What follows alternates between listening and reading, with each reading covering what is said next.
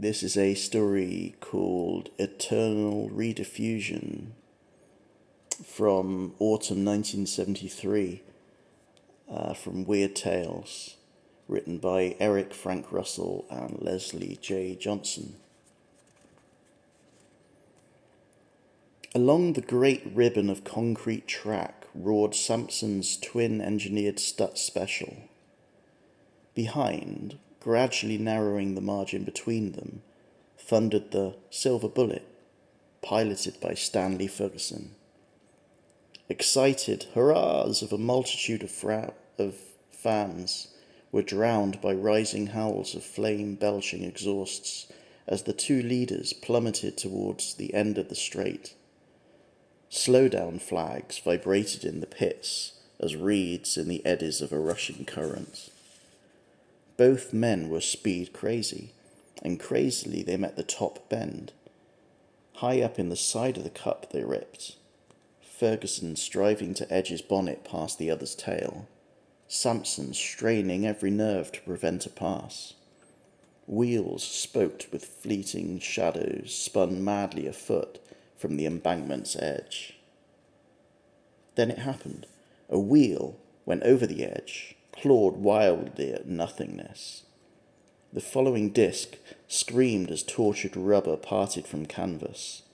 An invisible hand grabbed the tail of the Silver Bullet, lifted it upward until the long, sleek machine was poised upon its nose. For a sickening instant it stood like 2 tons, defying gravity. Then it surrendered, somersaulted from sight. There came a rending crash. Above the metal coffin, fire demons hastily erected an obelisk of smoke. The grisly maestro played A Speedster's Lament. He drummed with a patter of feet, a pant of bodies as thousands swarmed and converged like ants besieging a broken honeycomb. He plucked upon heartstrings, drew forth deep sobs of women sounding in a ghastly antiphon to the muttering of white-faced men. Then he hammered on the gong of the track ambulance, blew shrill blasts on policemen's whistles, pulled out all the stops of emotion in the mass. Flames crackled and spat and subsided andante beneath a rising hiss of chemical extinguishers. The Concord of Pain found its metronome in the rhythmic squeak of an oil-thirsty newsreel camera. Sampson shoved his way through, murmuring, "Ferguson, Ferguson," his face drawn chalky. Nobody took any notice. All peered at the wreck. Men in uniform pulled at the sud-smothered pile. The mashed body was hauled out, dumped on a tray, and slid into the rear of the track wagon, like a joint of meat entering an oven. It had been Ferguson, but it was meat. The cooks were clad in white. Loving blood next to money, the crowd stood on the running boards, fumbled at the oven door, exclaimed, and gaped and drooled. Some hung around with natural expressions, others with suggestions of intelligence. From the fringe of the crowd sneaked a souvenir hunter. He carried a battered and very charred helmet. He bore it with the furtive air of a vagabond making off with the cask of a fallen knight. But Ferguson saw him. Ferguson saw not only the vagabond, but also the crowd, the wreck, the wagon, the corpse. That which was Ferguson gazed with a patient disinterest at that which Ferguson had been. The scene appeared meaningless, offered no data for speculation. His new state of being carried with it an extra-mundane comprehension, having nothing in common with earthly minds. The new Ferguson failed to understand mere superficialities. He had a perception of a vast background, of which he was but a tiny member, yet he dared not as yet grope back along his lifeline to its source. A journey lay before him, and there was no reason why he should wait. A journey lay before the thing that had been his body, but their paths diverged. The still living Ferguson commenced to expand. He was a spiritual entity, an etheric intelligence, substanceless, without form or shape, obeying none of the laws that had compelled obedience when he was bound within a framework of flesh and blood. He moved in 3 dimensions at once, travelling along the causeway of a rapidly increasing size, his speed being the velocity of thought. He progressed by expansion towards a goal of which he was aware, and he progressed assuredly and urgently like one who has been overlong in the desert and has found the route to a far oasis. Teeming terror dropped beneath him, and he observed its flight with complete detachment. All its loves, all its fears, and all its bawling ballyhoo were less pregnant with meaning than the midnight howl of a deserted dog. Away it rushed, a wandering, whining, warring ball of dirt, praying Sundays, praying Mondays, week in and week out, year after year, eon after aeon. That, once called Ferguson, thought not, cared not, wept not. The universe of which he had once been a part now seemed a part of him. It was a complete reversal of perception, and perhaps also of fact. The querulous speck of dust that had been the earth, with its colonies of germs, had served its momentary purpose. He watched it shoot up the nozzle of the celestial cleaner, and it was gone.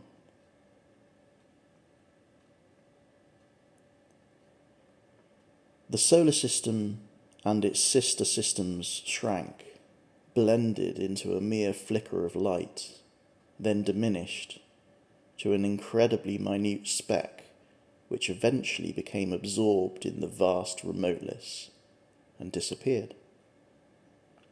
Between frowning cliffs of betwixt nebulae spaces, the Milky Way glowed like a great lake of argent fire, and something pulled out the plug. The lake poured in a vanishing torrent to unseen caverns below. It became a pond, a puddle, a splash of spittle. Then the last lingering drop was no more.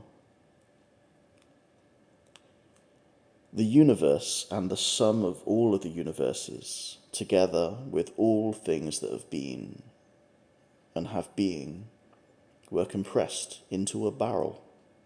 From the barrel, the ever-broadening comprehension tipped them into a jug. A cup held all that the jug held.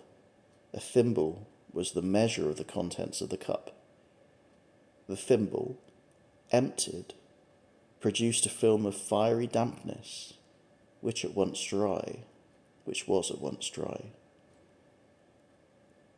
Everything was gone. The idea named Ferguson had returned to the mind that had conceived it. In the constellation of Perseus was one sun with 7 planets. By one standard, they were tremendous creations. By another standard, they were moths encircling a flame. Delta was 5th in seniority from the glowing parent.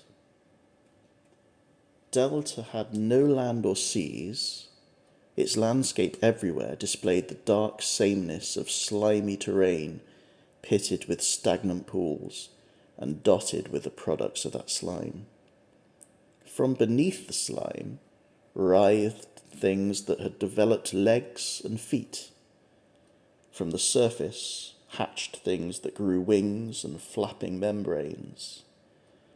The warm ooze pulsated with spawning foulness, pushed up growths with imitation trunks, mock branches and leaves that were not leaves, growths that could walk and run on their roots. All the products of the slime were non-particular and voracious. All ate flesh at all times, and many times ate the flesh of its own flesh. Fleetness of limb, wing, or membrane was the sole qualification for the right to live.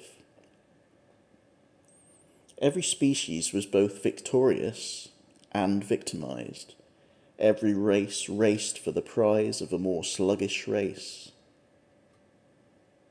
The base of the pyramid of life rested upon the base of a reverse pyramid.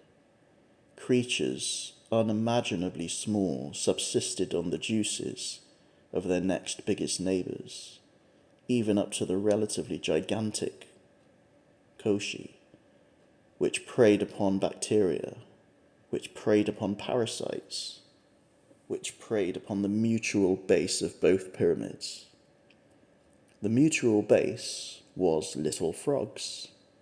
Everything lived upon them, from the top down and the bottom up. The little frogs had nothing upon which to live except bugs and divine revelations, so they swallowed the one and bolted the other, and were preserved by their own fecundity.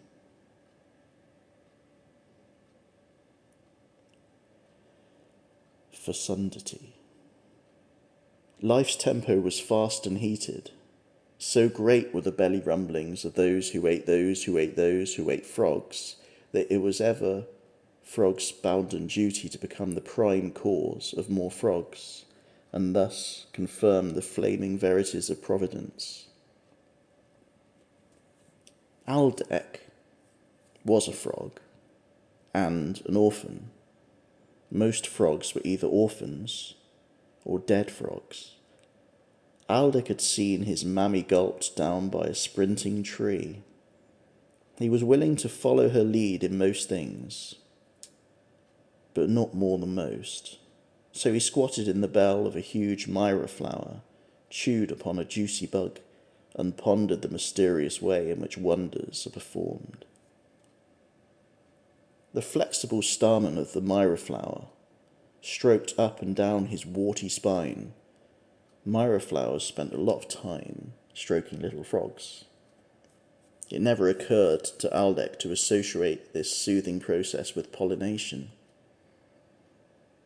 A small vampire bush staggered sloppily into view. It stopped before the myra flower and stared at Aldec. Its 100 leaves smacked their 100 lips, while the red berries that were its legs dangled to and fro. It squelched a little nearer, but not too near. It liked little frogs, but not myra flowers. They were highly objectionable plants. They stank and they snapped. So it sat down on its roots and waited. Aldec chewed on his bug and waited too.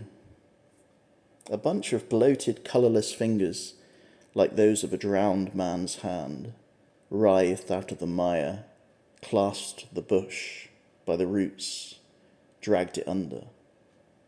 The bush sank with its topmost branch waving a despairing appeal to the indifferent sky. The mud slobbered and sucked, then heaved as if about to vomit. A fat bubble ballooned to the surface, wallowed, then burst. Aldec expectorated and let himself be stroked. 2 gurns zoomed out of the grey their wide bat-like wings flapping strongly. They always hunted in pairs, and they knew their Myras. One gurn flopped to the mud, landed with a squishy sound. It glared at Aldec and made a grab. The Myra flower snapped. The gurn uncoiled a long, whippish tentacle, jabbed at Aldec with it. Aldec cowered at the bottom of his bell and left the rest to nature. The Myra flower snapped viciously, got 6 inches of curling tentacle. The second gurn removed a petal with one dexterous stroke of a clawed foot. Closing itself suddenly, the flower began to sink as it sought refuge below the slime. A gurn reached through the hole left by the messing petal and picked out Aldec like a peanut from a bag. Aldec went the way of all peanuts. He went fearfully, protestingly. He swelled, croaked, struggled madly, swelled even more, but he followed in the path of his ancestors.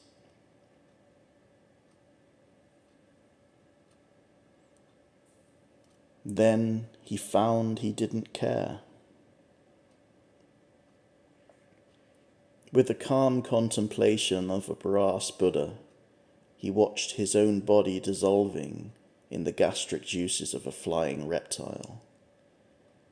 He felt quite impersonal about the matter.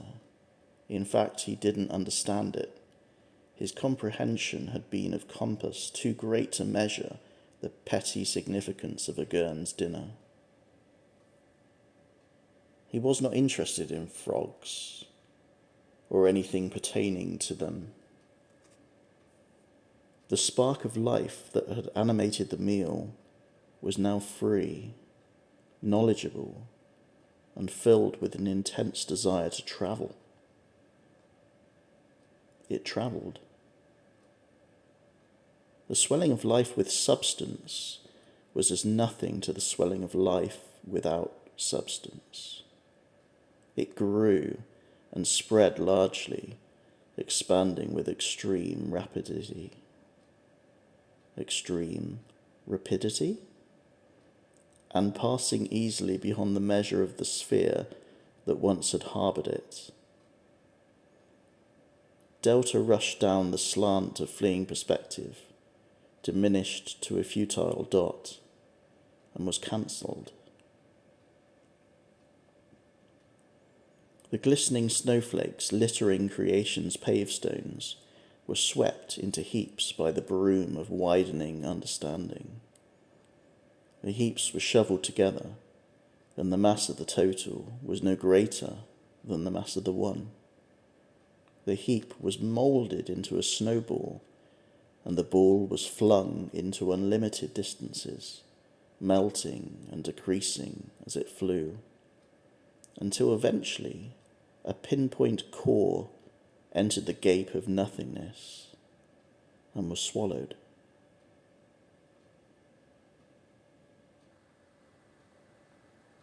For the end was a beginning,